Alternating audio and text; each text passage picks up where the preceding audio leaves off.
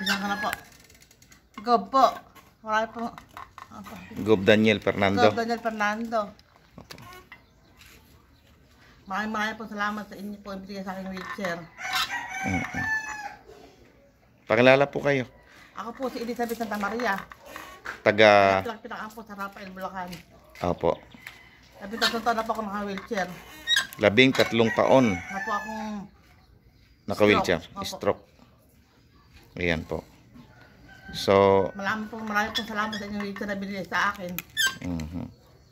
So ayan po, mga kapatid, si Ate Elizabeth Santa Maria po.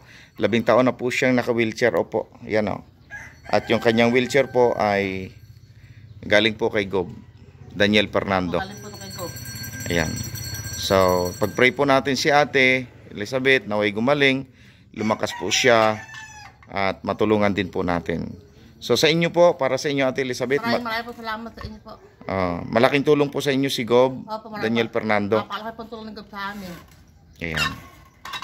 Si Alex Castro, Vice Gobernador Alex Castro, ano po? Opo. Ayan. So, yan po si Ate Elizabeth, mga kapatid. At nadaanan ko lang po dito habang kami nagkakabit po ng tarpaulin. At siya po ay nagpapasalamat kay Gobernador Daniel Fernando dahil 13 taon na po siyang na-stroke. At ngayon, iyan po, ayos pa rin po ang kanyang wheelchair. Salamat po, Ate Elizabeth. Maraming po salamat.